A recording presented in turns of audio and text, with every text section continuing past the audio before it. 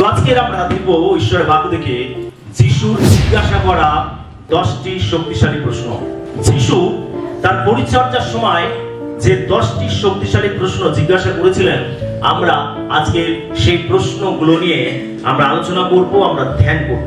এই প্রশ্নগুলি কেবল ঐতিহাসিক নয়, এগুলি গভীরভাবে ব্যক্তিগত এবং আজকের আমাদের জীবনের সাথে মিল আছে। প্রভু যিশু সেই সময় প্রশ্ন করেছিলেন।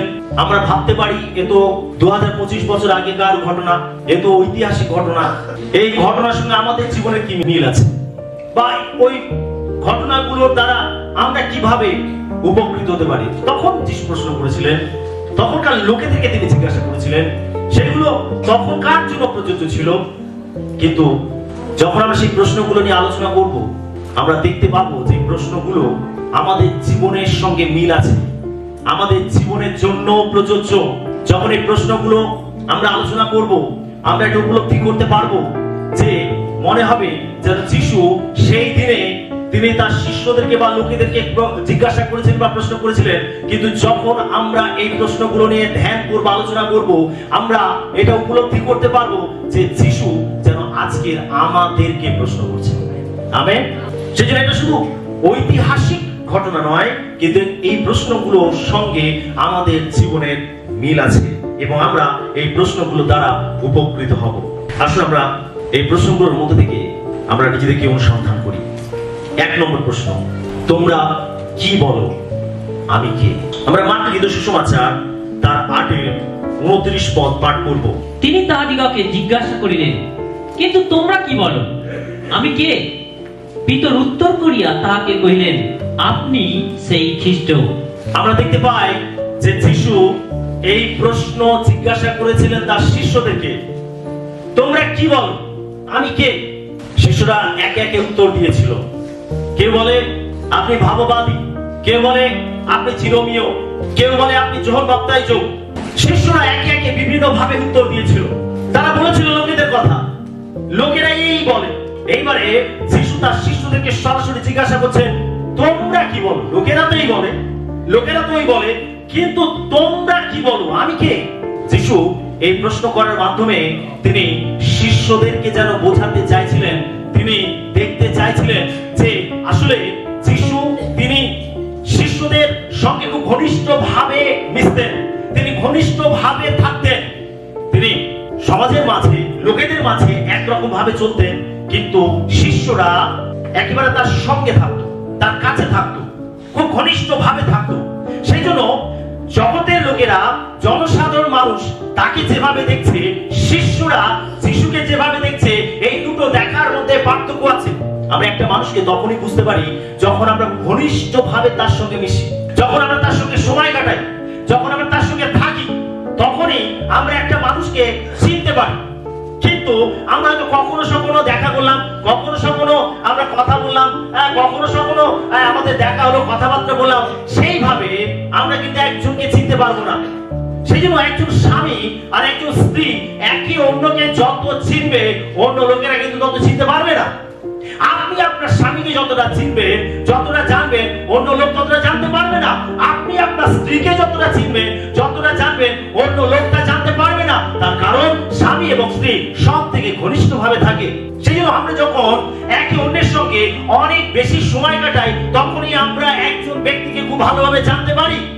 আর যিশু সাধারণ মানুষের সঙ্গে যেভাবে থাকতেন আর শিষ্যদের সঙ্গে যেভাবে থাকতেন, এই দুটো বিষয়ের মধ্যে অনেক পার্থক্য রয়েছে। শিষ্যরা খুব কাছে থেকে যিশুকে দেখেছে, শিষ্যরা খুব কাছে থেকে যিশুর সঙ্গে মিশেছে। সেই জন্য এখন যিশু শিষ্যদেরকে জিজ্ঞাসা করছেন, লোকেরাই বলে, লোকেরাই বলে, তোমরা কি বলো আমি কে? তখন পিতর উত্তর দিয়েছিল। কি উত্তর দিয়েছিল? আপনি সেই খ্রিস্ট, জীবন্ত ঈশ্বরের পুত্র। আপনি সেই খ্রিস্ট, জীবন্ত ঈশ্বরের পুত্র। পিতর উত্তর দিয়েছিল। প্রিয় বিশ্বাসী, আমরা এই প্রশ্ন থেকে কি শিখতে পারি, কি জানতে পারি?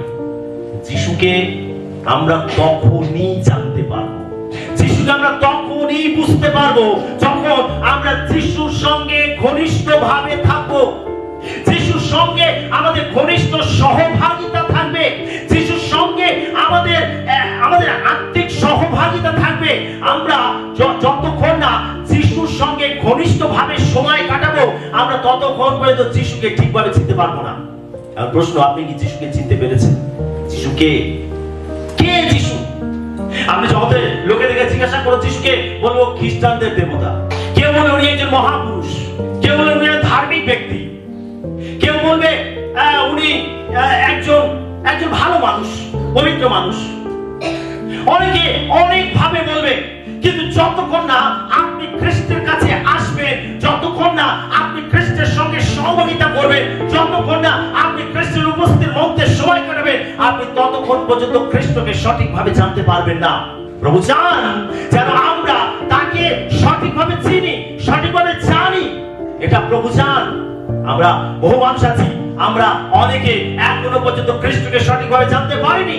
আমরা ভাবি ও তিনি কেবল আরোগ্যতা দেন, আমরা অনেকে ভাবি কেবল তিনি সুস্থতা দেন, আমরা অনেকে আছি আমরা ভাবি তিনি শুধু অলৌকিক কাজ করেন। সেজন্য অনেক মানুষ আসে কেবল সুস্থতা পাওয়ার জন্য, অনেক মানুষ আসে কেবল তাদের জীবনে অলৌকিক কাজ দেখার জন্য, অনেক মানুষ আসে কেবল তাদের সমস্যার সমাধান পাওয়ার জন্য। কিন্তু আমরা তখনই তাকে চিনতে পারবো যখনই আমরা তার সঙ্গে ঘনিষ্ঠভাবে মিশবো, ঘনিষ্ঠভাবে। পিতর উত্তর দিয়েছিল আপনি সেই খ্রিস্ট, জীবন্ত ঈশ্বরের পুত্র। পিতর জানতে পেরেছিল, পিতর এটা বুঝতে পেরেছিল। যিশু তাই পিতরকে বলেছে, তুমি ধন্য জোনার পুত্র সিমন, কারণ এই রক্ত মাংস নয়, ঈশ্বরের আত্মাটা তোমার কাছে প্রকাশ করছে। হালেলুয়া। যখন আপনি খ্রিস্টের সঙ্গে সহযোগিতা করবেন, যখন আপনি খ্রিস্টের সঙ্গে সময় কাটাবেন, আপনি খ্রিস্টকে ভালোবাসবেন, তখন ঈশ্বরের আত্মা আপনার জীবনে অনেক কিছু রেভেলেশন দেবে। ঈশ্বরের আত্মা আপনার কাছে প্রকাশন দেবে, ঈশ্বরের আত্মা আপনাকে প্রত্যাদেশ দেবে। আপনি তখনই ঈশ্বরের আত্মার কাছ থেকে কোনো বার্তা পাবেন, ঈশ্বরের আত্মার কাছ থেকে কোনো প্রত্যাদেশ পাবেন, যখন আপনি খ্রিস্টের সঙ্গে ঘনিষ্ঠভাবে মিশবেন, তখনই আপনি এটা পাবেন। হালেলুয়া। যেন খ্রিস্টের সঙ্গে আমাদের ঘনিষ্ঠ সম্পর্ক তৈরি করতে হবে। Hallelujah, hallelujah. যিশু এই প্রশ্ন করেছিলেন এবং তিনি দেখতে চেয়েছিলেন যে শিষ্যরা তাকে সত্যি চিনতে পেরেছে কিনা। আজকে প্রভু আপনাকে আমাকে একই প্রশ্ন করছেন, আমি কে? তোমরা কি আমাকে চিনতে পেরেছো? আপনি কি যিশুকে চিনতে পেরেছেন? ব্যক্তিগতভাবে তাকে জানা, ব্যক্তিগতভাবে তাকে জানা। তিনি আমার পরিত্রাতা, তিনি আমার মুক্তিদাতা, তিনি আমার জন্য জীবন দিয়েছেন, তিনি আমার পাপকে ক্ষমা করেছেন, তিনি আমাকে নরক থেকে বাঁচিয়েছেন, তিনি আমাকে অনন্ত জীবন দিয়েছেন, তিনি ঈশ্বরের পুত্র। আপনি কি খ্রিস্টকে এইভাবে জানতে পেরেছেন? নাকি আপনি শুধু ভাবছেন ও তিনি শুধু আমার সমস্যা বলে আমাকে সাহায্য করেন, ও আপনি এইভাবে ভাবেন ও আমি কেবল বিপদে পড়লে তিনি আমাকে রক্ষা করেন। আপনি কিভাবে যিশুকে দেখছেন? আপনি কিভাবে যিশুকে জানতে পেরেছেন? হালেলুয়া।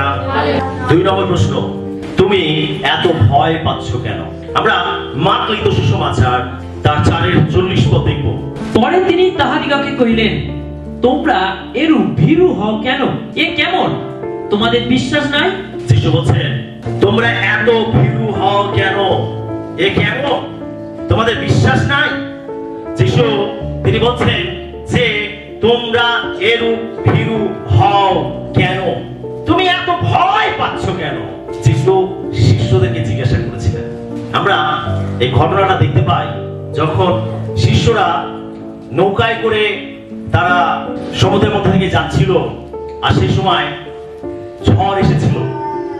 এত সাংঘাতিক ঝড় যে ঝড়ে নৌকা টলমল করছিল, সমুদ্রের জল আশ্রয় পড়ছিল নৌকার মধ্যে, আর যিশু সেই সময় বালিশে মাথা রেখে ঘুমিয়ে পড়েছিলেন। আর এরকম অবস্থায় শিষ্যরা এত ভয় পেয়ে গেছিল যে তারা ভাবছিল যে বোধহয় এখানে আমাদের মৃত্যু হবে। তারা ভুলে গেছিল যে যিশু তাদের সঙ্গে রয়েছে, তারা ভুলে গেছিল যে যিশু তাদের নৌকাতে আছে। তার সত্ত্বেও তারা ভয় পেয়ে গেছিল, আর তাই তারা যিশুকে ডাকতে লাগলো, না না উঠুন আর আমাদেরকে বাঁচান, আমরা যে ডুবে মারা পড়লাম। তখন যিশু তিনি ঘুম থেকে উঠলেন আর তিনি শিষ্যদেরকে বলছেন যে তোমরা এত ভয় পাচ্ছ কেন? কাদেরকে প্রশ্ন করেছিলেন? শিষ্যদেরকে। তোমরা এত ভয় পাচ্ছ কেন? আরে আমি তো তোমাদের মাঝে আছি, আমি তো তোমাদের সঙ্গে আছি, তোমরা ভয় পাচ্ছ কেন? আজকে প্রিয় বিশ্বাসী, প্রিয় মণ্ডলী, আজকে প্রভু একই ভাবে আপনাকে জিজ্ঞাসা করছেন, তুমি ভয় পাচ্ছ কেন? কেন ভয় পাচ্ছ? আজকে প্রভু আপনাকে জিজ্ঞাসা করছে, তুমি এত ভয় পাচ্ছ কেন? আমি তো তোমার জীবনে আছি, আমি তো তোমার সঙ্গে আছি, তুমি এত ভয় পাচ্ছ কেন? আজকে হতে পারে আপনি এইরকম একটা পরিস্থিতির মধ্যে আছেন যে পরিস্থিতির মধ্যে শিষ্যরা পড়েছিল। হতে পারে আজকে আপনি এরকম একটি জটিল পরিস্থিতির মধ্যে আছেন। আপনার জীবনে এত বড় ঝড় চলছে, আপনার জীবনে এত বড় সমস্যা চলছে, আপনি এত বড় চ্যালেঞ্জের মধ্যে থেকে যাচ্ছেন যেখানে আপনি ভাবছেন যে এখানেই বোধহয় আমার জীবন শেষ হয়ে যাবে, আমি এখান থেকে আর বেরোতে পারবো না, আমার জীবনে এখান থেকে আর কোনো উদ্ধার নেই। হয়তো আপনি আপনার পরিস্থিতি চাপে, আপনার সমস্যা চাপে, আপনার কষ্টের চাপে আপনি ভয় পেয়ে যাচ্ছেন। আজকে প্রভু আপনাকে একই ভাবে জিজ্ঞাসা করছে, তুমি এত ভয় পাচ্ছ কেন?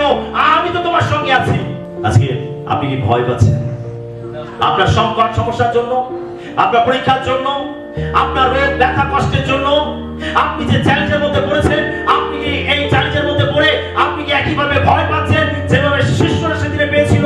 যদি আপনি ভয় পান, তাহলে প্রভু জিজ্ঞাসা করছেন, তুমি এত ভয় পাচ্ছ কেন? হালেলুয়া। আপনার জীবনে যিশু কি আছে? আছে? তাহলে যিশু একই ভাবে যেভাবে শিষ্যদেরকে বলেছিলেন, আজকে প্রভু একই ভাবে আপনাকে বলছেন, তুমি এত ভয় পাচ্ছ কেন? আসুক ঝড়, আসুক বৃষ্টি, আসুক বন্যা, আরে আসুক সমস্যা কষ্ট, আরে আমি তোমার জীবন রূপ নৌকাতে আছি। তিনি প্রতিজ্ঞা করে বলেছেন, আমি তোমাকে ছাড়বো না, কোন ক্রমে ত্যাগ করিব না। আমেন। তিনি প্রতিজ্ঞা করেছেন, আমি যুগান্ত পর্যন্ত প্রতিদিন তোমার সঙ্গে সঙ্গে আছি।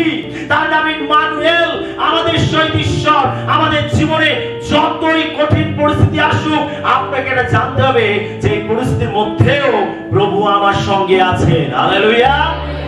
তিনি উঠবেন, তিনি উঠে আপনার সমস্যাকে আদেশ করবেন, তিনি উঠবেন, তিনি উঠে আপনার পরীক্ষাকে আদেশ করবেন, তিনি উঠবেন আপনার জীবনের বিপদকে তিনি আদেশ করবেন, শান্ত হও, আমার এই সন্তানের জীবন থেকে বেরিয়ে যাও। হালেলুয়া।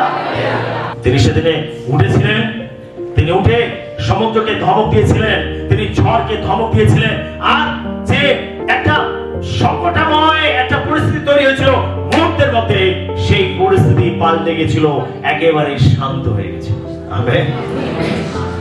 একইভাবে প্রভু উঠবেন এবং তিনি আপনার পরিস্থিতিকে একেবারে শান্ত করবেন।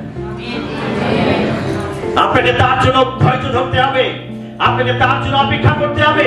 তিনি আছেন আপনার সঙ্গে, সেজন্য ভয় পাওয়ার কিছু নেই। আমেন। বলুন, প্রভু আমি ভয় পাই না, প্রভু আমি ভয় পাই না, কেননা তুমি আমার সঙ্গে সঙ্গে আছো। আমার জীবনে পরীক্ষা আসুক, আমি ভয় পাই না। আমার জীবনে সমস্যা আসুক, আমি ভয় পাই না। আমার জীবনে শয়তানের আক্রমণ আসুক, আমি ভয় পাই না। আমার জীবনে বড় চ্যালেঞ্জ আসুক, আমি ভয় পাই না। তারপরে আমি জানি তুমি আমার সঙ্গে সঙ্গে আছো। হালেলুয়া। প্রভু জোরে করতালি দেন। যিশু আমাদের সঙ্গে সঙ্গে আছে, আর এটা আমাদের জীবনের সব থেকে বড় প্রত্যাশা, আমাদের জীবনের সব থেকে বড় শক্তি, সব থেকে বড় নির্ভর করার জায়গা যে যিশু আমাদের সঙ্গে সঙ্গে আছে। সেজন্য আমরা কেউ ভয় পাবো না। হালেলুয়া। 3 নম্বর প্রশ্ন, তুমি কি চাও? আমি তোমার জন্য কি করতে পারি? আমরা মার্ক লিখিত সুসমাচার তার 10-51 পদ পাঠ করব। যিশু তাহাকে কহিলেন, তুমি কি চাও? আমি তোমার নিমিত্ত কি করিব? অন্ধ তাহাকে কহিল, রূপবেণী, হে গুরু, যেন দেখিতে পাই। আমরা এখানে দেখতে পাই অন্ধ বর্তিময়, সে যিশুর কথা শুনেছিল যে যিশু নামে একজন ব্যক্তি, তিনি অলৌকিক কাজ করেন। আর যখন যিশু তিনি যখন চিরিও নগর থেকে যাচ্ছিলেন, তখন এই অন্ধ বর্তিময় রাস্তার ধারে দাঁড়িয়ে সেও ভিক্ষা করছিল। সে অন্ধ, সে দেখতে পায় না, সে জানে না কে যিশু। যখন অসংখ্য মানুষের আওয়াজ সে শুনতে পেয়েছিল, হয়তো সে ওকে দেখে জিজ্ঞাসা করেছিল যে এত জনরব শুনতে পাচ্ছি, কি হয়েছে? হয়তো কেউ তাকে বলেছিল যে যিশু আজকে এই পথ দিয়ে যাচ্ছে, আর সেই জন্য এত লোকের সমাগম। এই অন্ধ বর্তিময়, সে জানে না কে যিশু। কেউ তাকে হয়তো সাহায্য করবে না যিশুর কাছে নিয়ে যাওয়ার জন্য। সে ওই ভিড়ের মাঝে দাঁড়িয়ে, ওই রাস্তার মধ্যে দাঁড়িয়ে, আর সে চিৎকার করে প্রার্থনা করতে আরম্ভ করলো, হে যিশুনাথ, আমার প্রতি দয়া করুন। লোকেরা তার সামনে থেকে যাচ্ছিল, লোকেদের কানে খুব বাজছিল। যখন অন্ধ বর্তিময় জোরে জোরে চিৎকার করছিল, যিশুকে ডাকছিল, আর্তনাদ করছিল, হে যিশু দাউদ সন্তান, আমার প্রতি দয়া করুন। লোকেরা যারা তার সামনে থেকে যাচ্ছিল তারা বিরক্তি বোধ করছিল, আর তাই তারা তাকে ধমক দিচ্ছিল, এই থামো, এত চিৎকার করছে কেন, থামো।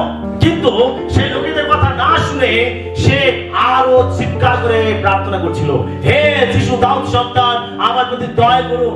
যিশু এখানে একবার ডাকে থেমে যান, যেন দেখেও না দেখার ভান করে তিনি এগিয়ে যাচ্ছিলেন, তিনি শুনেও না শোনার ভান করে তিনি এগিয়ে যাচ্ছিলেন। অবশেষে এই অন্ধ বর্তিময়ের বারবার চিৎকার করার জন্য, বারবার আর্তনাদ করার জন্য, বারবার প্রার্থনা করার জন্য যিশু তিনি থমকে দাঁড়ালেন, আর তিনি বললেন, উহাকে ডাকো। লোকেরা তখন তাকে যিশুর কাছে নিয়ে গেল, আর যিশু তাকে প্রশ্ন করলেন, তুমি কি চাও, আমি তোমার জন্য কি করতে পারি? অন্ধ বর্তিময় কি বলেছিল? প্রভু, আমি যেন দেখতে পাই। যিশু তার চোখ খুলে দিলেন, সে দেখতে পেল, সে চোখে দৃষ্টি ফিরে পেল। আজকে প্রভু একইভাবে অন্ধ বর্তিময়ের মতো আপনাকে জিজ্ঞাসা করছেন, বলো তুমি কি চাও, আমি তোমার জন্য কি করতে পারি? একই প্রশ্ন প্রভু আপনাকে করছেন। আজকে যখন আপনি প্রভুর ঘরে এসেছেন, আজকে আপনি প্রভুর কাছে এসেছেন, প্রভু একইভাবে আপনাকে প্রশ্ন করছেন, একইভাবে জিজ্ঞাসা করছেন, বলো তুমি কি চাও, আমি তোমার জন্য কি করতে পারি? যিশু এই প্রশ্নের মধ্যে থেকে তিনি এটা বোঝাতে চান যে তিনি সর্বশক্তিমান ঈশ্বর, এল শাদ্দাই ঈশ্বর। হালেলুয়া! তার কাছে সব কিছু রয়েছে, তিনি সব কিছুকে সৃষ্টি করেছেন। আপনি যা কিছু চান আপনার জীবন যাপনের জন্য, আপনার বেঁচে থাকার জন্য, আপনার যা কিছু প্রয়োজন, সেটা প্রাকৃতিক হতে পারে, সেটা আধ্যাত্মিক হতে পারে, আপনার যা কিছু প্রয়োজন প্রভু যেন এই প্রশ্নের মধ্যে থেকে বোঝাতে চাইছেন, সবকিছু আমার কাছে আছে, বলো তুমি কি চাও। হালেলুয়া! আজকে প্রভু শুনতে চান আপনার কি প্রয়োজন আছে, কি প্রয়োজন আছে আপনার। আজকে প্রভু শুনতে চান। তার মানে এই প্রশ্নের মধ্যে থেকে প্রভু এটা বোঝাতে চান যে তুমি আমার কাছে যাচনা করো, তুমি আমার কাছ থেকে চেয়ে নাও, তুমি আমাকে বলো তোমার বিনতি, তোমার আর্তনাদ আমার কাছে নিয়ে এসো, কারণ আমি তোমার সকল প্রয়োজন মেটাতে পারি। হালেলুয়া! তিনি আপনার প্রত্যেকটা প্রয়োজন মেটাতে সমর্থ আছেন। প্রত্যেকটা প্রয়োজন যা কিছু আপনার প্রয়োজন তিনি সবকিছু মেটাতে পারেন। সবকিছু শুধু এইটা দিতে পারেন, ওইটা করতে পারেন, ওই সামান্য কাজটা করতে পারেন না, তিনি আপনার জীবনের সমস্ত প্রয়োজন মেটাতে পারেন। তিনি আমাদের প্রয়োজনের অতিরিক্ত তিনি আমাদের উপচয়তা দিতে পারেন, উপচে পড়া জীবন দিতে পারেন। এই জন্য তিনি জগতে এসেছিলেন। সেটা তিনি বলছেন, তুমি বলো তুমি কি চাও, আমি তোমার জন্য কি করতে পারি। আজকে আপনাকে প্রভুকে বলতে হবে যে প্রভু আমি এটা চাই, প্রভু আমার জীবনে তুমি এটা করো, আমার এই সমস্যার সমাধান করো, আমার এই প্রার্থনা তুমি শোনো, আমার এই প্রয়োজন তুমি মেটাও। আপনি কেবল বিশ্বাসে তাকে বলুন। এই জগৎ চায় না, এই পরিবেশ চায় না, জগতের মানুষ চায় না যে আপনি যিশুর কাছে আসুন। এই জগৎ চায় না যে আপনি যিশুর কাছে এসে প্রার্থনা করুন। সেটা আপনার জীবনে বিভিন্ন বাধা নিয়ে আসে, আপনাকে যিশু থেকে দূরে রাখতে চায়। সেই দিনে যখন অন্ধ বর্তিময় প্রার্থনা করছিল, তখন লোকেরা তাকে থামাতে চাইছিল, কিন্তু সে না থেমে আরো বারবার করে চিৎকার করে প্রার্থনা করছিল। আপনি চিন্তা রাখুন, এই জগৎ চাইবে না যে আপনি যিশুর কাছে আসুন, আপনার আত্মীয়স্বজন পরিজন চাইবে না যে আপনি যিশুকে ডাকুন, লোকেরা চাইবে না আপনি তার কাছে প্রার্থনা করুন। আপনাকে সমস্ত বাধা বিঘ্ন অতিক্রম করে আপনাকে প্রভুর কাছে আসতে হবে। Hallelujah, hallelujah. আর যখন আপনি এটা করবেন, তখন প্রভু আপনাকে দেখবেন।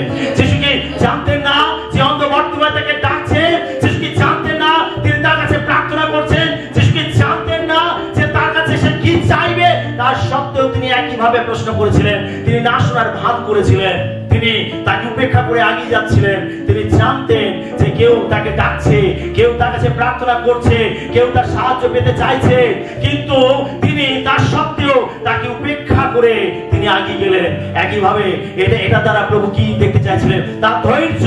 তিনি দেখতে চাইছিলেন তার বিশ্বাস। একইভাবে প্রভু অনেক সময় আপনি একবার প্রার্থনা করলেই তিনি উত্তর দেন না, অনেক সময় তিনি ডিলে করেন, অনেক সময় তিনি দেখতে চান আমাদের জীবনের ধৈর্য, তিনি দেখতে চান আমাদের জীবনের বিশ্বাস, তিনি দেখতে চান আমাদের জীবনে একাগ্রতা, তিনি দেখতে চান আমাদের জীবনে অধ্যবসায়। যখন আপনি বারবার তার কাছে অন্তর্বর্তীমের মতো ভাবে প্রার্থনা করবেন, বারবার আপনি তাকে ডাকবেন, তিনি অবশ্যই একটা সময় পরে থমকে দাঁড়াবেন। হালেলুয়া! তিনি থমকে দাঁড়াবেন।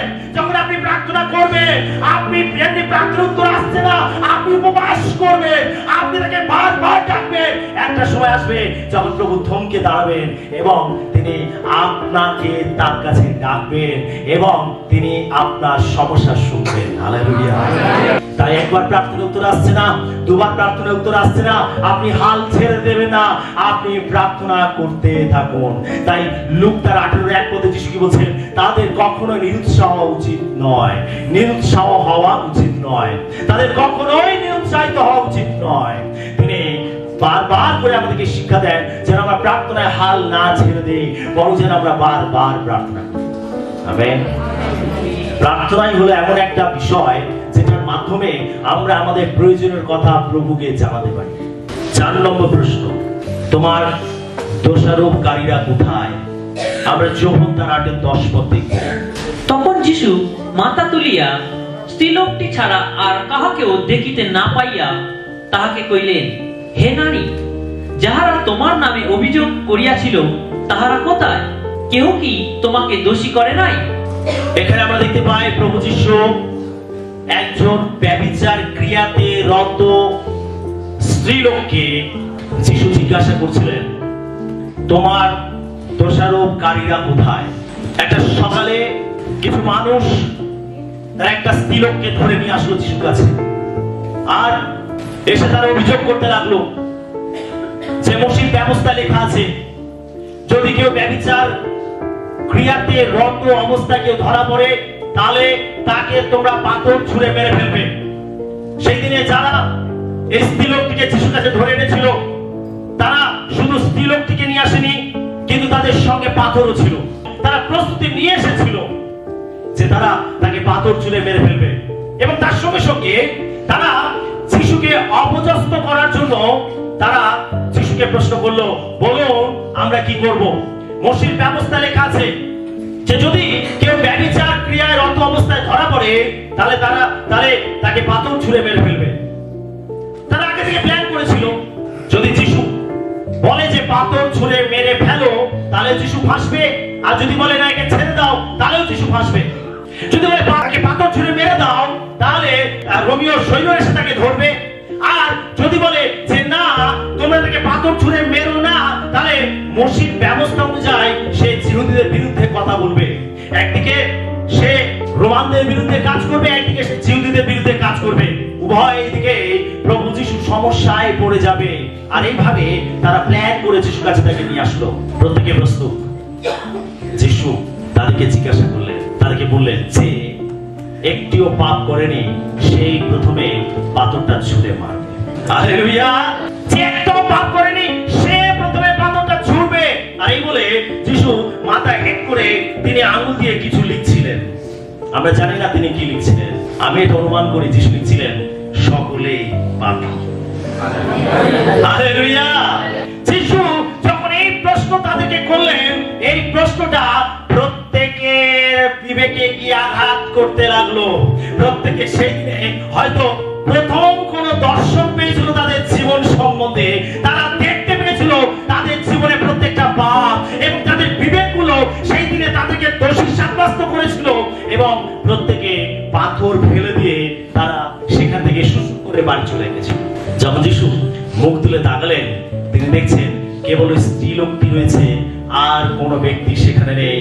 সেখানে নিচে পাথরগুলো পড়ে আছে। যিশু মুখ তুলে তাকিয়ে যখন স্ত্রীলোকটিকে দেখলেন, প্রিয় বিশ্বাসী, সেখানে একজনই ছিল যিনি তাকে পাথর ছুঁড়ে মারতে পারতেন। কে? একজনই উপযুক্ত ব্যক্তি ছিলেন যিনি মসির ব্যবস্থা অনুযায়ী যিনি তাকে পাথর ছুঁড়ে মারতে পারেন, যিনি নির্দোষ, যিনি পবিত্র, যিনি ধার্মিক, যিনি ন্যায়পরায়ণ, তিনি কেবল পাপীদের বিচার করতে পারেন, তিনি কেবল পাপীকে শাস্তি দিতে পারেন। ওখানে একজনই যোগ্য ছিল, যিনি ওই স্ত্রীলোককে পাথর ছুঁড়ে মেরে শাস্তি দিতে পারতেন, কিন্তু তিনি তা করলেন না। তিনি সেই স্ত্রীলোককে জিজ্ঞাসা করলেন যে তোমার দোষারোপকারীরা কোথায়? সেই স্ত্রীলোকটি উত্তর দিয়েছিল যে সবাই একে একে চলে গেছে, কেউ তাকে পাথর ছুঁড়ে মারে। সেদিনে স্ত্রীলোকটি যিশুর চোখের দিকে তাকিয়েছিল, যিশুর মুখের দিকে তাকিয়েছিল। হয়তো এই স্ত্রীলোকটিও এটা উপলব্ধি করতে পেরেছিল যে একমাত্র ইনি যোগ্য, যিনি আমাকে পাথর ছুঁড়ে মারতে পারে।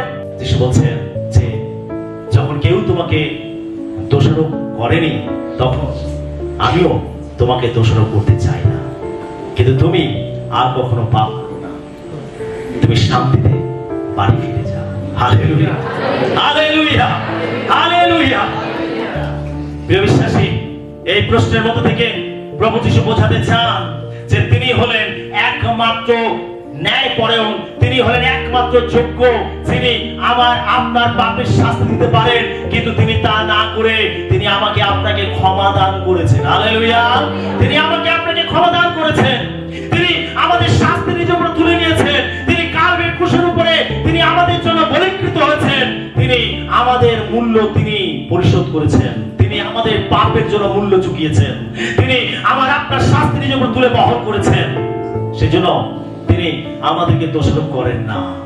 আমরা অনেক পাপ নিয়ে তার কাছে আসি, অনেক অপরাধ নিয়ে তার কাছে আসি। আমরা প্রত্যেকেই পাপী, আমাদের প্রত্যেকের উপরে পাথরের আঘাত হওয়া উচিত, কিন্তু যিশু তিনি তা করেন না।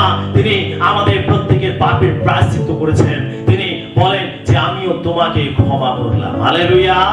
যখন যিশু ক্রুশ থেকে উচ্চারণ করেছিলেন প্রথম বাণী, পিতা ইহাদেরকে ক্ষমা করো, কেন ইহারা কি করিতেছে তাহা জানে না, প্রভু যিশু এই ক্ষমার বাণীর মাধ্যমে আমার আপনার জীবনে প্রত্যেকটা ঘৃণ্য পাপ, প্রত্যেকটা মন্দ পাপ, প্রত্যেকটা দুর্গন্ধময় পাপ প্রভু যিশু তিনি ক্ষমার বাণীর দ্বারা আমাদেরকে ক্ষমা দান করেছেন। হালেলুয়া।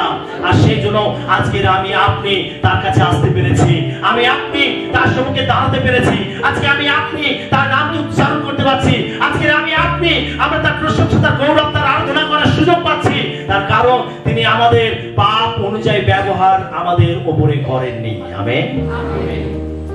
সেদিনে এই প্রশ্নের মধ্য থেকে যিশু তিনি সেই স্ত্রীলোককে বোঝাতে চাইছিলেন যে আমি একমাত্র তোমার পাপের বিচার করতে পারি। প্রভু যিশু যদি ক্ষমা না করে তিনি পাপের বিচার করতেন, তাহলে আমরা কেউ রক্ষা পেতাম না, আমরা সকলেই ধ্বংস হয়ে যেতাম। তিনি আমাদের শাস্তি নিজের উপর তুলে বহন করেছেন। হালেলুয়া। আমাদের এটা উপলব্ধি করা উচিত, এটা আমাদের বোঝা উচিত যে আমি যেটা পাওয়ার যোগ্য ছিলাম না, প্রভু আমাকে অনুগ্রহ করে সেই আশীর্বাদ দান করেছেন। এটা আমাদের উপলব্ধি করা উচিত। যদি আমরা এটাকে উপলব্ধি করি, তাহলে আমরা তার সামনে দাঁড়িয়ে তার আরাধনা করতে পারবো। যদি আমরা এটা উপলব্ধি করি, আমরা তার কাছে কৃতজ্ঞ হতে পারবো। যদি আমরা এটা উপলব্ধি করি, তাহলে আমরা তাকে ছাড়া আর কিছু বুঝবো না, আমরা কেবল তাকেই ভালোবাসতে আরম্ভ করবো। আমেন। তাই প্রভু এটা চান যেন আমরা এটাকে উপলব্ধি করি, একমাত্র তিনিই পবিত্র, তিনি ধার্মিক। 5 নম্বর প্রশ্ন, কেন তুমি আমাকে প্রভু প্রভু বলে ডাকো আর আমি যা বলি তা করো না? লূক তার 6:46 পদে, আর তোমরা কেন আমাকে হে প্রভু হে প্রভু বলিয়া ডাকো, অথচ আমি যাহা যা বলি তাহা করো না? আমরা এখানে দেখতে পাই প্রভু যিশু তিনি প্রশ্ন করেছিলেন যে তোমরা কেন আমাকে হে প্রভু বলে ডাকো, অথচ আমি যেটা বলি তোমরা সেটা করো না। একজন প্রকৃত শিষ্য হিসাবে সে সবসময় তার গুরুর আদেশকে মান্য করবে, তার গুরুর আজ্ঞাকে পালন করবে, তার গুরুর প্রত্যেকটা কথা মতো সে জীবনযাপন করবে। এটাই হওয়া উচিত। আমরা দেখি যে যিশুকে অনেকেই প্রভু বলে ডাকে, অনেকেই। তখনকার দিনে যখন যিশু পৃথিবীতে ছিলেন, সেই সময়ও অনেকে তারা যিশুকে প্রভু বলে ডাকতো। তারা বিভিন্ন সমস্যা নিয়ে আসতো, তারা এসে কেবল তার কাছ থেকে আশীর্বাদ দিত, কিন্তু যিশু তাদেরকে যেটা বলতেন তারা সেটাকে মান্য করতো না। যিশু তিনি তাদেরকে বলছেন যে তোমরা কেন আমাকে হে প্রভু বলে ডাকো, অথচ আমি যেটা বলি তোমরা সেটা করো না। আজকে আমরা অনেক বিশ্বাসী আছি, আমরাও একইভাবে জীবনযাপন করি, তাদের সঙ্গে আমাদের জীবনে অনেক মিল আছে। আমরা কেবল মুখে যিশুকে প্রভু বলে ডাকি, কিন্তু আমরা খুব কম বিশ্বাসী আছি যে আমরা যিশুর কথা মতো জীবনযাপন করি। আমরা খুব কম বিশ্বাসী আছি আমরা যিশুর বাক্যকে পালন করি। একজন প্রকৃত শিষ্য সেই যে তার গুরুর আদেশকে মান্য করবে। একজন প্রকৃত শিষ্য সেই যে যিশুর আজ্ঞাকে মান্য করবে। আজকে আমাদের জীবনে দেখা উচিত যে আমি প্রভুর বাক্য মতো চলছি কিনা, আমি প্রভুর বাক্য মতো জীবনযাপন করছি কিনা। আমাদের এটা দেখা উচিত, নাকি আমি শুধু মুখে যিশুকে হে প্রভু বলে ডাকছি, প্রার্থনার সময় হে প্রভু, আরাধনার সময় হে প্রভু, কিন্তু যখন উপাসনার বাইরে চলে যাচ্ছি তখন প্রভুর সঙ্গে আমাদের কোনো কানেকশন নেই, তখন প্রভুর সঙ্গে আমাদের কোনো যোগাযোগ নেই। আমরা তখন প্রভু বিহীন জীবনযাপন করছি, আমরা তার বাক্য মতো চলছি না। একটি খ্রিস্টীয় জীবনের মূল বিষয় হচ্ছে প্রভুর বাক্য মতো চলা, প্রভুর বাক্য মতো চলা। ঈশ্বরকে যারা খুশি করে আসলে হচ্ছে তার প্রতিবাধ্যতা। ঈশ্বর চান যে আমরা বাধ্যতায় জীবনযাপন করি, এটা প্রভু আমাদের জীবনে দেখতে চান। কিন্তু অনেক সময় অনেক বিশ্বাসীর মধ্যে এই বাধ্যতা দিতে পাওয়া যায় না। আমরা আমাদের খেয়াল খুশি জীবনযাপন করি, আমরা আমাদের মতো জীবনযাপন করি, আমরা স্বেচ্ছাচারী হই, কিন্তু প্রভু চান যেন আমরা প্রত্যেকে তার বাক্য মতো জীবনযাপন করি। সেটা যদি আমরা শুধু মুখে হে প্রভু বলে ডাকি, অথচ আমাদের কাজের সঙ্গে আমাদের কথা যদি মিল না থাকে, তাহলে এই খ্রিস্টীয় জীবন বৃথা। এই খ্রিস্ট জীবন আমাদের মধ্যে কোনো আশীর্বাদ নিয়ে আসতে পারবে না। এই খ্রিস্ট জীবন কখনো ঈশ্বরের মহিমাকে প্রকাশ করতে পারবে না। কিন্তু যখন আমাদের কথা এবং কাজের মিল থাকবে, তখনই এটা প্রমাণিত হবে যে আমরা খ্রিস্টের শিষ্য, আমরা খ্রিস্টের অনুসারী, আমরা তার সন্তান। আমেন। সেটা বাধ্যতায় আমাদের জীবনযাপন করতে হবে। শুধু মুখে হে প্রভু বললেই এখানে বিষয়টা শেষ হয়ে যায় না। আমাদের প্রয়োজন আছে কাজের মাধ্যমে সেটাকে প্রমাণ দেওয়া। সেটা বাধ্যতায় চলতে হবে, বাধ্যতায়, প্রভুর বাক্যের বাধ্যতায় চলতে হবে।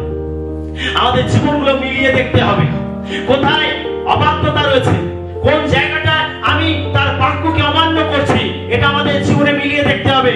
যদি আমরা দেখি যে না এটা প্রভুর বাক্যের সঙ্গে মিলছে না, সঙ্গে সঙ্গে সেটাকে বাতিল করতে হবে আমাদের জীবন থেকে। আমরা যিশুকে দেখতে পাই তিনি কিভাবে বাধ্যতায় জীবনযাপন করেছেন। মৃত্যুর শেষ মুহূর্ত পর্যন্ত তিনি পিতার বাধ্য থেকেছেন। তিনি তার জীবনে চলাফেরা, কথাবার্তা, ওঠা বসা যা কিছু করেছেন সবকিছু পিতার বাক্য অনুযায়ী। তিনি একবার চাইছিলেন যেন তার জীবনে এই কষ্ট তাকে বহন করতে না হয়। আমরা গেতসেমানি বাগানে দেখতে পাই তিনি একটা মুহূর্তের জন্য তিনি চাইছিলেন যেন এই পান পাত্র যেন তাকে পান করতে না হয়। এত অপমান, লাঞ্ছনা, এত বিদ্রুপ, এত অত্যাচার, এত কষ্ট, তিনি এগুলো একটা মুহূর্তের জন্য তিনি চাইছিলেন না গ্রহণ করতে। কিন্তু পরক্ষণে তিনি আবার পিতার ইচ্ছার কাছে নিজেকে সমর্পণ করছেন। পিতা, আমার ইচ্ছা নয়, তোমার ইচ্ছায় আমার জীবনে সিদ্ধ হোক। আমেন। তিনি পিতার বাধ্য থেকেছেন। আমাকে আপনাকে বাধ্যতায় চলতে হবে। একটি খ্রিস্টীয় জীবন প্রকৃত খ্রিস্টীয় জীবন হয়ে গড়ে ওঠে তখনই যখন সে ঈশ্বরের বাক্য মতো জীবনযাপন করে। আমরা অনেক বিশ্বাসী আছি, অনেকেই আছি যারা বাক্য মেনে চলি না। আমরা ঈশ্বরের বাক্যকে মেনে চলি না। একজন পরিপক্ক বিশ্বাসী তখনই আপনি হয়ে উঠবেন যখন আপনি তার বাক্য মতো জীবনযাপন করবেন। হালেলুয়া। সেটা আমাদের বাক্য মতো চলতে হবে। অলৌকিক কাজ, চিহ্ন কাজ এগুলো প্রমাণ করে না যে আপনি একজন প্রকৃত খ্রিস্টের অনুসারী। এগুলো প্রমাণ করে না যে আপনি একজন ঈশ্বরের সন্তান। এটা তখনই প্রমাণিত হবে যখন আপনি তার বাক্য মতো চলবেন, তখনই এটা প্রমাণিত হবে।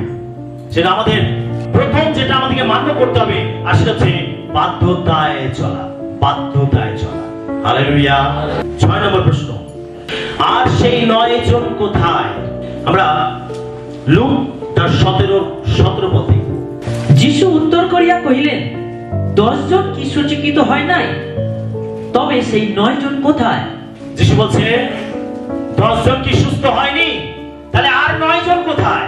আমরা এখানে দেখতে পাই যে যিশু 10 জন কুষ্ঠ রোগীকে সুস্থ করেছিলেন। তিনি পথ থেকে যাচ্ছিলেন আর 10 জন কুষ্ঠ রোগী দূর থেকে প্রার্থনা করছিল, হে যিশু দাউদ সন্তান, আমাদের প্রতি দয়া করুন। তখনকার দিনে যাদের এই কুষ্ঠ রোগ হতো তারা সমাজের মধ্যে চলাফেরা করতে পারতো না, সমাজের মধ্যে তারা থাকতে পারতো না, তাদেরকে সমাজ থেকে বাইরে বের করে দেওয়া হতো। এটা একটা অভিশপ্ত জীবন। যখন এই কুষ্ঠরোগ হতো, যার মধ্যে হতো তাদেরকে পরিবার থেকে, ঘর থেকে বের করে দেওয়া হতো। তারা রাস্তা রাস্তায় ঘুরে বেড়াতো, নির্জন জায়গায় থাকতো। এইভাবে তাদেরকে এই অভিশপ্ত জীবন কাটাতে হতো। পরিবারবিহীন, প্রিয়জনবিহীন তাদেরকে নির্জনে থাকতে হতো। যদি তারা কোন লোকালয়ের মধ্যে আসতো, তাদেরকে চিৎকার করতে হতো, অসুচি অসুচি। লোকেরা এটা বুঝতে পারতো যে কোনো কুষ্ঠ রোগী এসেছে, তখন তার রাস্তা ছেড়ে দিত। তারা সেখান থেকে বেরিয়ে গেলে তারপর লোকেরা সেখান থেকে যাওয়া আসা করতো। এটা একটা অভিশপ্ত জীবন ছিল। আর এইভাবে একদল কুষ্ঠরোগী, যাদের কুষ্ঠরোগ হতো, তারা সবাই একসঙ্গে থাকতো। আর এই কুষ্ঠরোগী 10 জন যারা একসঙ্গে ছিল, তারা যিশুর কাছে বিনতি প্রার্থনা করলো, হে যিশু, দাউদ সন্তান, আমাদের প্রতি দয়া করুন। যিশু তাদেরকে আদেশ দিলেন, যাও তোমরা মসির ব্যবস্থা অনুযায়ী তোমরা গিয়ে করো। তারা যখন ফিরে যাচ্ছে, আর যেতে যেতে এই রাস্তার মধ্যে তাদের এই কুষ্ঠ রোগ সুস্থ হয়ে গেল। কুষ্ঠ রোগ হলে যে অংশেতে হতো, হাতের আঙুলে, চোখের পাতায়, ঠোঁটে, বিভিন্ন অঙ্গ প্রত্যঙ্গের মধ্যে হতো, এবং সেই অংশগুলো অসাড় হয়ে আস্তে আস্তে সেই জায়গাগুলো খসে পড়ে যেত। এই অবস্থায় তাদেরকে থাকতে হতো। কিন্তু তারা যখন রাস্তা থেকে যাচ্ছিল, তখন তাদের শরীরের মধ্যে দেখতে পেল যে প্রত্যেকটা অঙ্গ সুস্থ হয়ে যাচ্ছে, সম্পূর্ণ সুস্থ হয়ে যাচ্ছে। তারা এইভাবে যখন হাঁটছে, তারা যখন যাচ্ছে বাড়ি থেকে, তখন তারা এটা উপলব্ধি করতে পারছে যে তাদের দেহ কুষ্ঠ মুক্ত হয়ে গেছে। হালেলুয়া। কিন্তু এখানে আমরা দেখতে পাই 10 জনের মধ্যে থেকে কজন ফিরে এসেছিল? একজন ফিরে এসেছিল। সে এটা উপলব্ধি করেছিল যে লোককে দেখানোর আগে আমি আগে যিশুর কাছে যাই, আর তার কাছে এসে আমি কৃতজ্ঞতা জ্ঞাপন করি। সে যিশুর কাছে ফিরে এসেছিল এবং নতজানু হয়ে সে যিশুকে কৃতজ্ঞতা জানিয়েছিল। যিশু তাকে বলছিলেন, বাকি 9 জন কোথায়? 10 জন কি সুস্থ হয়নি? আর 9 জন কোথায়? তোমাকে নিয়ে 10 জন। আরে সবাই কি সুস্থ হয়নি? তাহলে সেই 9 জন কোথায়? তার মানে যিশু এখানে এই প্রশ্নের মধ্যে থেকে কি আশা করছিলেন? তিনি আশা করছিলেন যেন যারা তার কাছ থেকে আশীর্বাদ অনুগ্রহ পায়, যেন তারা তার কাছে এসে কৃতজ্ঞতা জ্ঞাপন করে। আমেন। শুধু আমরা পাবো তা নয়, কিন্তু আমরা যখন ঈশ্বরের আশীর্বাদ পাবো, তখন ঈশ্বর চান যেন আমরা প্রত্যেকটা আশীর্বাদের জন্য তার কাছে কৃতজ্ঞ থাকি, তার আরাধনা করি, তার প্রশংসা করি। আমরা কিভাবে কৃতজ্ঞ থাকতে পারি? আমরা আরাধনা, প্রশংসার মাধ্যমে তার কাছে কৃতজ্ঞ থাকতে পারি। তাকে ধন্যবাদ দেওয়ার মাধ্যমে আমরা তার কাছে কৃতজ্ঞ থাকতে পারি। যখন আপনি এসে সাক্ষ্য দিচ্ছেন, তখন এটা প্রমাণ করে যে আপনি তার কাছে কৃতজ্ঞ আছেন। হালেলুয়া। যে উপাসনার মধ্যে একটা সময় রাখা হয় যখন টেস্টিমনি বা সাক্ষ্য দেওয়া হয়, বা কৃতজ্ঞতা জ্ঞাপন করা হয়, বা ধন্যবাদ দেওয়া হয়। এই জন্য রাখা হয় যেন আমরা আমাদের জীবনে ঈশ্বরের উপকারকে ভুলে না যাই, বরং সেটাকে যেন আমরা স্বীকার করি। তাই প্রভু যিশুকে আমরা দেখতে পাই, যখনই লোকেরা সুস্থ হয়েছে, তার আশীর্বাদ পেয়েছে, তিনি অনেককেই বলেছেন, যাও, ঈশ্বর তোমার জীবনে অলৌকিক কাজ করেছে, যাও তার লোকেদের কাছে গিয়ে প্রচার করো। আমেন। যখন আমরা সাক্ষ্য দেই, আমরা ধন্যবাদ দেই, তখন এটার মধ্যে থেকে আমরা ঈশ্বরকে গৌরবান্বিত করি যে ঈশ্বর আমার জীবন অনুগ্রহ করেছেন, ঈশ্বর আমার জীবনে দয়া করেছেন, ঈশ্বর আমাকে আশীর্বাদ করেছেন। যেন প্রভু যিশু তিনি কুষ্ঠরোগীকে বলছিলেন, বাকি 9 জন কোথায়? তারা কি সুস্থ হয়নি? প্রভু চান যেন আমরা তার কাছে এসে কৃতজ্ঞতা জ্ঞাপন করি। আমেন। আপনার জীবনে প্রত্যেকটা আশীর্বাদের জন্য তার কাছে কৃতজ্ঞ হবেন। যদি আপনি যখন আরাধনা হয়, যখন প্রশংসা হয়, তখন আপনি স্মরণ করবেন যে প্রভু আপনার জীবনে কি আশীর্বাদ করেছেন। যদি আপনি একটা লিস্ট করেন, আপনি দেখবেন যে সেই লিস্টের সংখ্যাটা এত বড় হয়েছে যে আপনি লিখতে লিখতে ক্লান্ত হয়ে পড়বেন। আমেন। এই পর্যন্ত তিনি আপনার জীবনে এত দয়া করুণ আশীর্বাদ করেছেন, যদি আপনি লিখতে আরম্ভ করেন, লিখতে লিখতে আপনি ক্লান্ত হয়ে যাবেন, আপনার পেনের কালি শেষ হয়ে যাবে, আপনার কাগজ শেষ হয়ে যাবে, কিন্তু ঈশ্বর আপনাকে এত দয়া করুণা করেছেন সেটা আপনি বর্ণনা করে শেষ করতে পারবেন না। হালেলুয়া। যেন যখন আপনি আরাধনা প্রশংসা করতে দাঁড়ান, সেগুলোকে স্মরণ করুন, দেখবেন সেগুলোই আপনাকে প্রেরণা দেবে তার প্রশংসা করতে, তার আরাধনা করতে। অনেক সময় আমরা ঈশ্বরের সামনে আরাধনা প্রশংসা করতে দাঁড়িয়ে আমরা ভাষা খুঁজে পাই না, কি বলে তাকে ধন্যবাদ দেব, কি বলে তাকে গৌরব দেব। আমরা অনেক সময় ভাষা খুঁজে পাই না। আপনি সেই সময় স্মরণ করুন যে আপনি যখন দুঃখ, কষ্ট, ব্যথার সমস্যায় পড়েছিলেন, তিনি কিভাবে আপনাকে সাহায্য করেছেন, কিভাবে আপনাকে আশীর্বাদ করেছেন, কিভাবে যিশু গাধার পিঠে চড়ে জেরুজালেমে প্রবেশ করছিলেন, সেই সময় শিষ্যরা স্মরণ করেছিল যিশুর সেই সমস্ত অলৌকিক কার্যের কথা তারা স্মরণ করেছিল, আর এগুলোকে স্মরণ করে তারা উচ্চ স্বরে চিৎকার করে যিশুর প্রশংসা করছিল। সেই সময় কিছু লোকেরা যিশুকে বলছিল, গুরু ওদেরকে বারণ করুন, ওদেরকে চুপ করান। যিশু কি বলেছিল, যদি ওরা চুপ করে থাকে তাহলে পাথরগুলো চিৎকার করে উঠবে। একটা জড় বস্তু, জড় পদার্থ যদি কথা বলে সেটা মানুষের কাছে লজ্জার বিষয় হবে। বিলিয়ামের গাধা কথা বলেছিল, এই কথা বলার মাধ্যমে বিলিয়ামকে চেতনা দিয়েছিল। যারা কথা বলতে পারে না তারা যদি কথা বলে এটা মানুষের কাছে লজ্জার বিষয় হবে।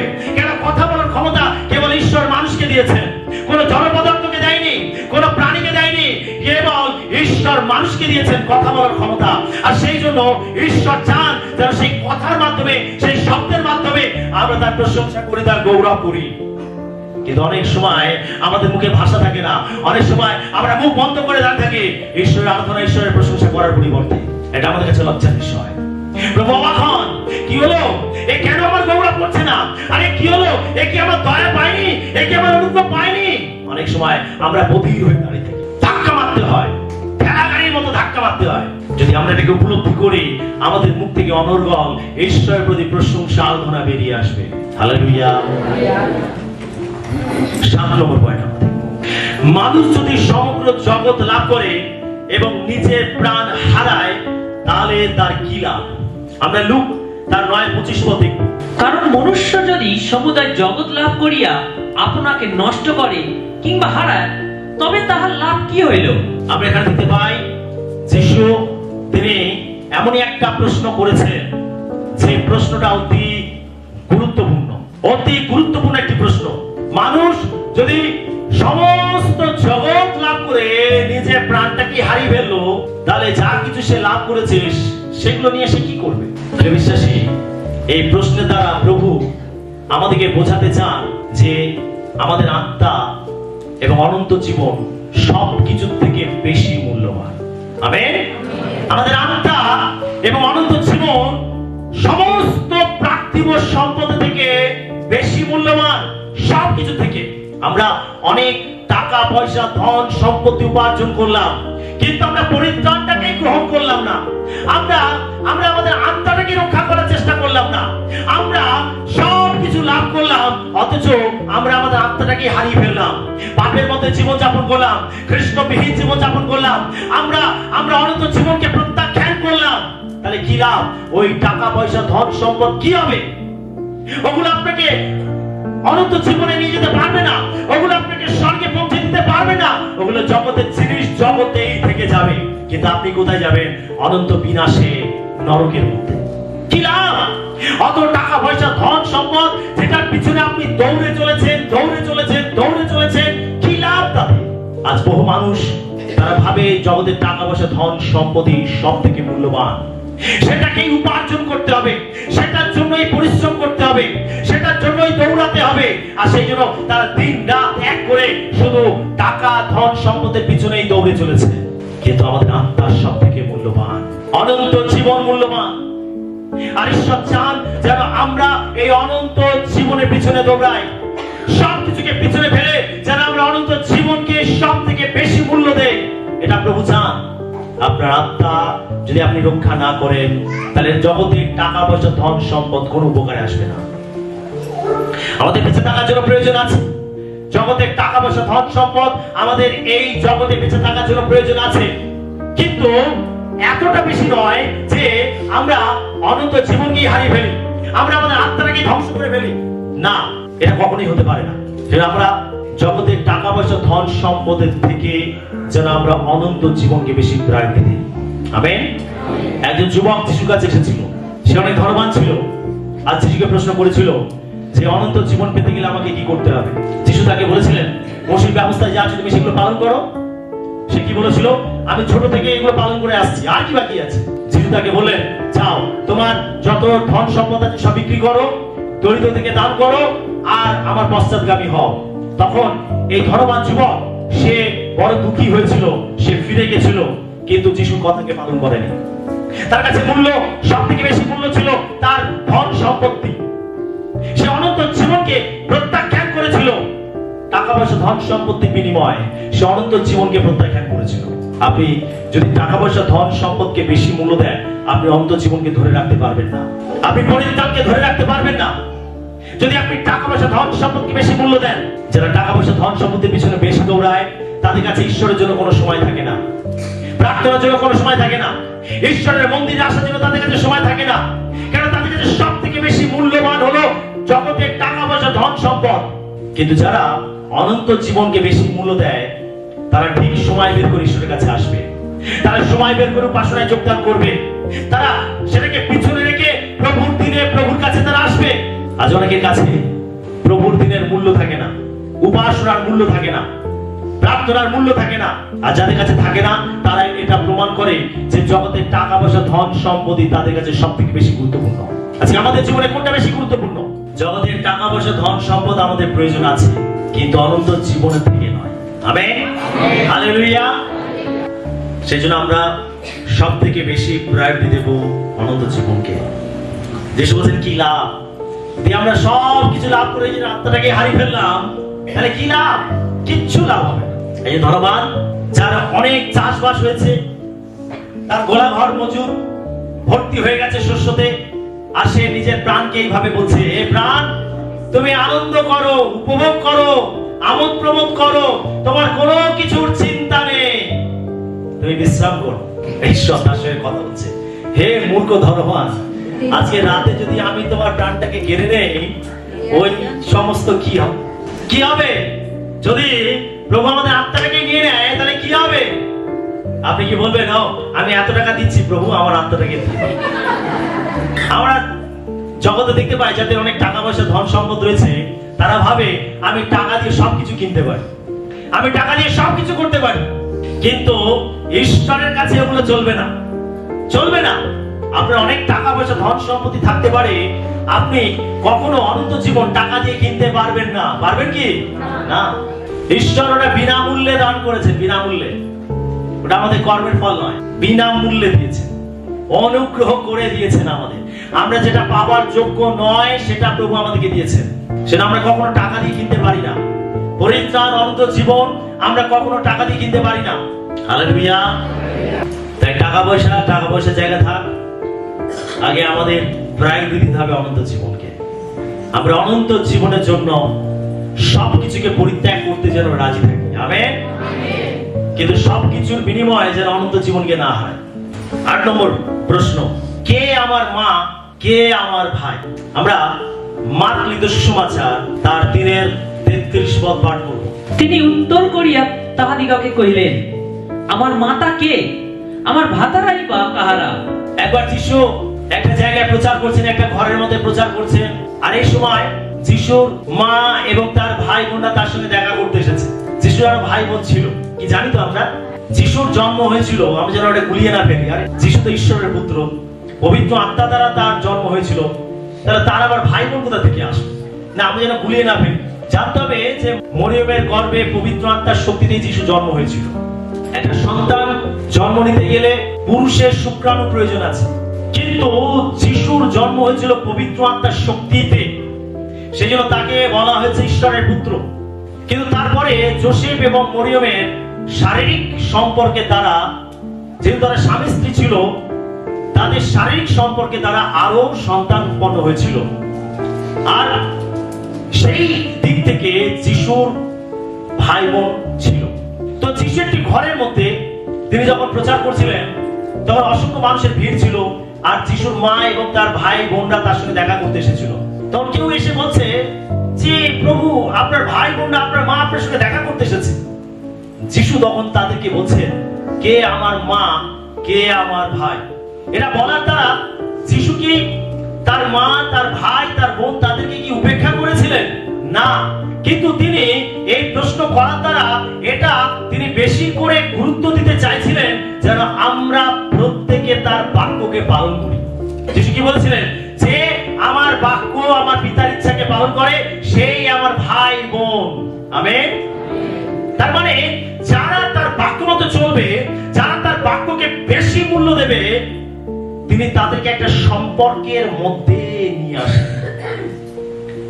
তিনি আরো তাদেরকে একটা নিবিড় সম্পর্কের মধ্যে তাদেরকে জড়িয়ে নেন, একটা পরিবারের মধ্যে তাদেরকে জড়িয়ে নেন, একটা পারিবারিক রিলেশন তৈরি করেন। যারা তার বাক্য মতো জীবনযাপন করবে, তার বাক্যকে মূল্য দেবে, তিনি তাদেরকে একটা পরিবারের সঙ্গে সংযুক্ত করে নেন। ভাই বোন বা বাবা মা একটা পরিবারের মধ্যে থাকে, একটা পারিবারিক রিলেশন। জগতের লোকের থেকে ভাই বোনের সম্পর্ক আলাদা হয়, একে অন্যের প্রতি টান বেশি হয়, একে অন্যের সমস্যায় ঝাঁপিয়ে পড়ে, একে অন্যের জন্য চিন্তা করে। এটা একটা পারিবারিক সম্পর্কের, এটা হলো একটা বিশেষ ক্ষমতা, বিশেষ শক্তি। আপনি জগতের লোকের মতো যত না ভাববেন, তাদের বিপদের সমস্যায় তাদের পাশে যত না দাঁড়াবেন, আপনার ভাই বোন আপনার পরিবারের কিছু হলে আপনার ঘুম উড়ে যাবে। প্রভু যীশু তিনি এই কথা বলা দ্বারা, এই প্রশ্ন করার দ্বারা তিনি এটা বোঝাতে চাইলেন যে যারা তার বাক্যকে পালন করবে, তিনি একটা পারিবারিক সম্পর্কের মধ্যে তাদেরকে সংযুক্ত করেন। আমরা পরিবারের মধ্যে, আমরা স্বর্গীয় পরিবারের সদস্য হয়ে যাই, আমরা খ্রিস্টীয় পরিবারের সদস্য হয়ে যাই যখন আমরা তার বাক্য মতো জীবনযাপন করি। আমেন। তিনি আমাদেরকে পারিবারিক রিলেশন রাখতে চান আমাদের সঙ্গে, একটা পারিবারিক সম্পর্ক তৈরি করতে চান আমাদের সঙ্গে, যদি আমরা তার বাক্যকে পালন করি। কি আমরা পরিবারের মধ্যে থাকতে চাই না পরিবারের বাইরে থাকতে চাই? কোথায় থাকতে চাই আমরা? পরিবারের মধ্যে। হ্যাঁ, খ্রিস্টীয় পরিবারের মধ্যে। যদি আমরা পরিবারের মধ্যে থাকি, তাহলে প্রভু আমাদের কথা চিন্তা করবেন, প্রভু আমাদের কথা ভাববেন, তিনি আমাদের দুঃখ কষ্ট ব্যথা সমস্যায় তিনি আমাদেরকে সাহায্য করবেন। যদি আমরা পরিবারের মধ্যে থাকি, সেটা আমাদের পারিবারিক রিলেশন তৈরি করতে হবে। তার বাক্য পালন করার মাধ্যমে আমাদের পারিবারিক রিলেশন তৈরি করতে হবে। যেন যিশু এখানে বলছেন, কে আমার মা, কে আমার ভাই। জানবেন, জগতের রক্ত মাংসের রিলেশনের থেকে আত্মিক রিলেশন অনেক বেশি মজবুত। আমেন। প্রভু আমাদেরকে সেই রিলেশন আমাদের সঙ্গে তিনি করতে চান, এক আত্মিক রিলেশন তিনি আমাদের সঙ্গে করতে চান, এক স্বর্গীয় রিলেশন আমাদের সঙ্গে করতে চান। এই স্বর্গীয় রিলেশন, এই সম্পর্ক স্বর্গ রাজ্য পর্যন্ত থাকবে, কিন্তু জগতের সম্পর্ক জগতের মধ্যেই সীমাবদ্ধ থাকবে।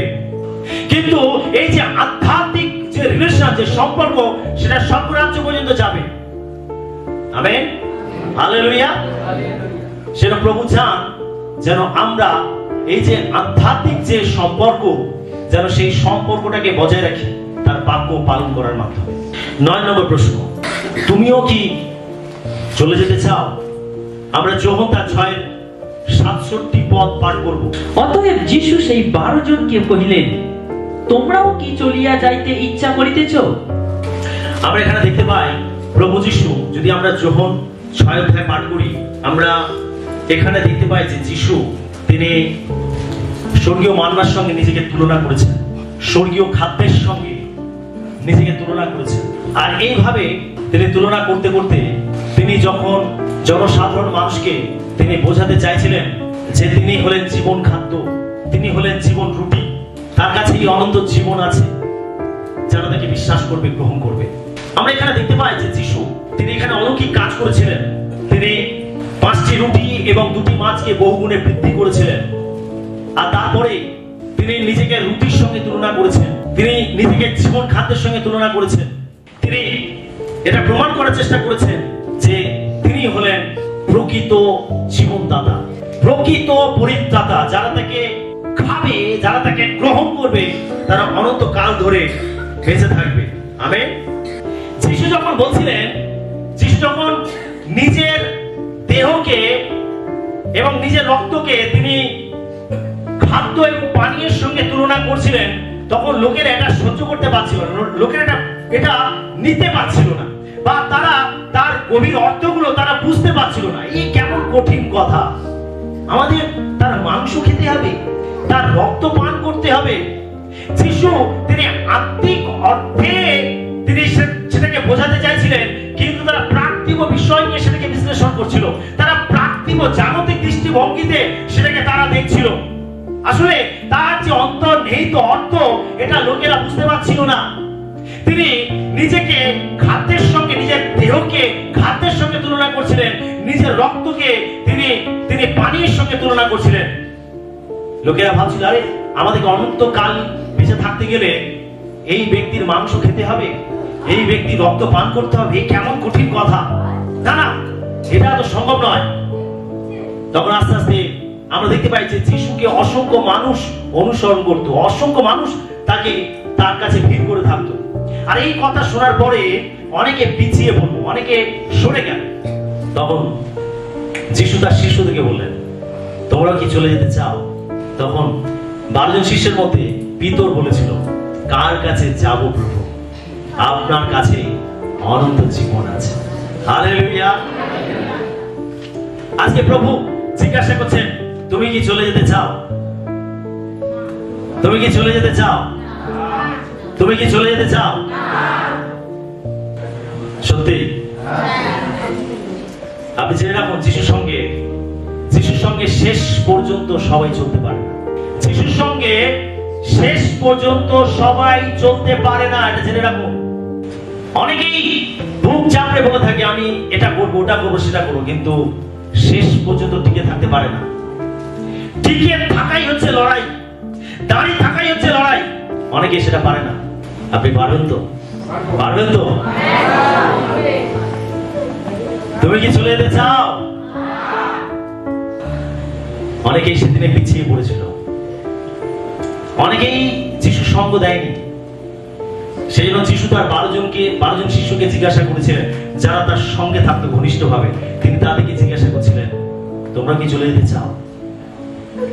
আজকে বিশ্বাসী, যদি আপনি প্রভুর সঙ্গে চলেন, প্রভুর সঙ্গে হাঁটেন, আপনি জেনে রাখবেন আপনার জীবনে কিন্তু অনেক পরীক্ষা, সমস্যা, সংকট আসবে। যাতে আপনি প্রভু থেকে ছিটকে যান, এমন এমন সংকট, সমস্যা, বাধা বিঘ্ন আপনার জীবনে আসবে, এমন এমন পরিস্থিতি আসবে যখন আপনি প্রভু থেকে ছিটকে যাবেন। এটা হচ্ছে লড়াই, এটা হচ্ছে চ্যালেঞ্জ। আমরা অনেক সময় অনেক প্রতিজ্ঞা করি, অনেক শপথ করি, অনেক বড় বড় কথা বলি, কিন্তু যখন পরীক্ষা, সংকট, সমস্যা আমাদের জীবনে আসছে পরে, আমরা অনেকে আছে পিছিয়ে পড়ি।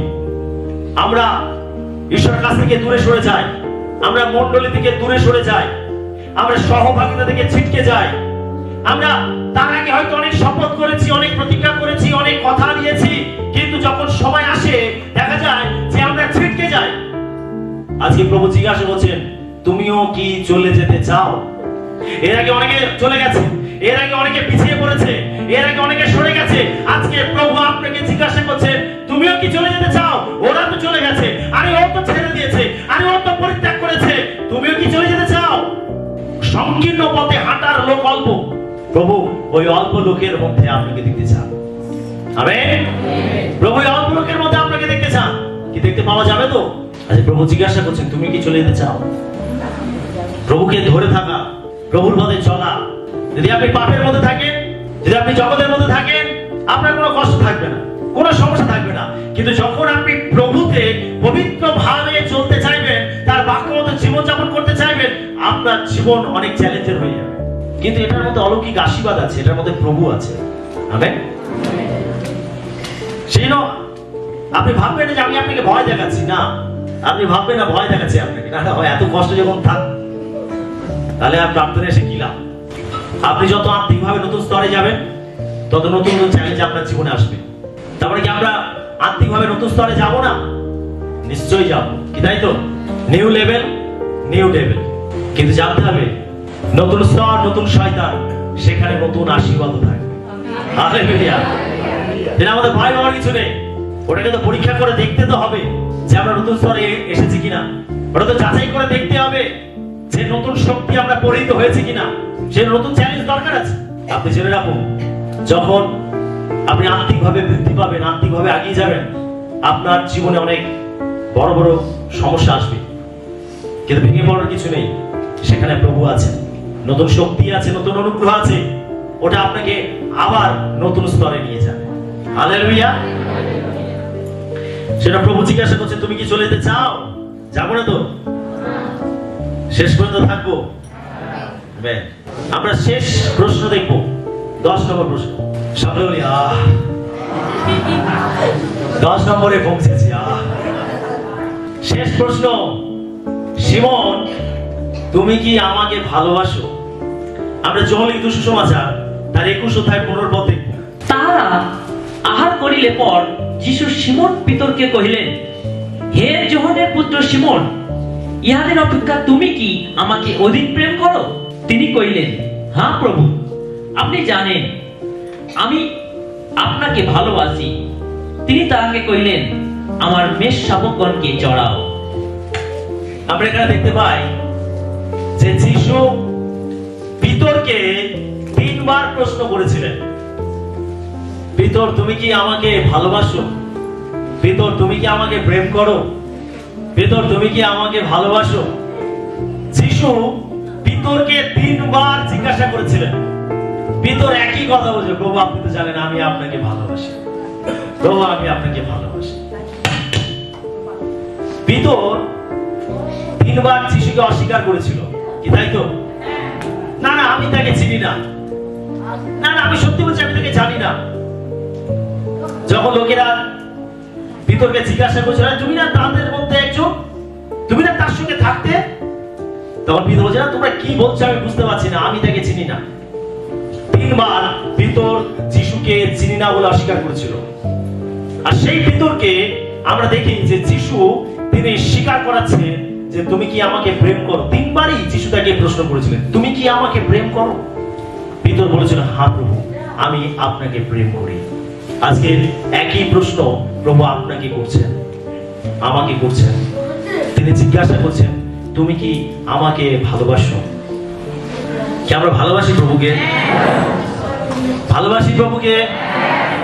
প্রভু আমাদের থেকে কি চান? ভালোবাসা চান। প্রভু কি চান আমাদের থেকে? ভালোবাসা চান, ভালোবাসা। তিনি আমাদেরকে প্রথমে ভালোবেসেছেন, তাই তো? তিনি আমাদেরকে প্রথমে ভালোবেসেছেন। আমরা যখন পাপী ছিলাম তখন তিনি আমাদেরকে প্রেম করেছেন। এখন তিনি আশা করেন যে আমরা তাকে ভালোবাসবো। ভালোবাসা কখনো একতরফা হয় না। একতরফা ভালোবাসা হয়? একতরফা ভালোবাসা কখনো সফলতা লাভ করতে পারে না, কখনো স্বীকৃতি পায় না। একতরফা ভালোবাসা দেখবেন, প্রেমিক প্রেমিকা যদি তারা উভয়কে ভালো না বাসে, তাহলে তাদের সেই প্রেম কখনো স্বীকৃতি পাবে না। প্রেম সব সময় 2 তরফ থেকেই হতে হবে। শুধু যে প্রভু আমাদেরকে ভালোবাসতে তা নয়, প্রভু আশা করেন যেন আমরাও তাকে ভালোবাসি। আর ভালোবাসা যত গভীর হবে, আমরা ভালোবাসার জন্য সবকিছু করতে প্রস্তুত থাকব। আপনি যেটা ভালোবাসেন আপনি সেটার জন্য সবকিছু করতে পারবেন। আপনি যেটা ভালোবাসেন, যেটা ভালোবাসেন আপনি সেটার জন্য সবকিছু করতে পারবেন। যদি আপনি গান বাজনা ভালোবাসেন, আপনি দেখবেন ঠিক সময় বের করে আপনি গান বাজনা প্র্যাকটিস করছেন। আপনি যেটা ভালোবাসেন সেটার জন্য আপনি সবকিছু করতে পারবেন। যদি আপনি একইভাবে প্রভুকে ভালোবাসেন, আপনি প্রভুর জন্য সবকিছু করতে রাজি থাকবেন। আমেন। আর প্রভু এই ভালোবাসা তিনি দেখতে চান আমাদের মধ্যে। তুমি কি আমাকে ভালোবাসো? যদি আমরা সত্যি প্রভুকে ভালোবাসি, তাহলে প্রভুর জন্য আমরা সমস্ত দুঃখ কষ্ট সহ্য করতে প্রস্তুত থাকবো, সমস্ত লাঞ্ছনা অপমান সহ্য করতে প্রস্তুত থাকবো। যদি আমরা প্রভুকে ভালোবাসি, আমরা প্রভুর জন্য সবকিছু ত্যাগ স্বীকার করতে প্রস্তুত থাকবো। যদি আমরা প্রভুকে ভালোবাসি, যদি আমরা প্রভুকে ভালোবাসি, আমরা তার কাছে আসবো। যদি আমরা প্রভুকে ভালোবাসি, আমরা তার বাক্যমতো জীবনযাপন করব। যদি আমরা তাকে ভালোবাসি, তার সঙ্গে আমরা সহভাগিতা করব, আমরা তার উপস্থিতির মধ্যে সময় কাটাবো। যদি আমরা তাকে ভালোবাসি, কিন্তু যদি তার প্রতি আমাদের ভালোবাসা না থাকে, আমরা কখনো প্রার্থনা করতে চাইবো না, আমরা মণ্ডলীতে আসতে চাইবো না, আমরা সহভাগিতা করতে চাইবো না, আমরা তার বাক্য পালন করতে চাইবো না। যদি তার প্রতি আমাদের ভালোবাসা না থাকে, আমাদের এই ভালোবাসাকে বৃদ্ধি করতে হবে, বৃদ্ধি করতে হবে, বাড়াতে হবে এই ভালোবাসাকে। Hallelujah, hallelujah. আজকে প্রভু আপনাকে জিজ্ঞাসা করছেন, তুমি কি আমাকে ভালোবাসো? সত্যি কি আমরা ভালোবাসি? যদি আমরা তাকে ভালোবাসি, তাহলে তিনি যেটা পছন্দ করেন আমরা সেটা করব। তিনি যেটাতে দুঃখ পান আমরা সেটা করব না। যদি আমরা তাকে ভালোবাসি, তিনি কি ভালোবাসেন আমরা তার বাক্যেতে দেখতে পাই। কি ভালোবাসেন।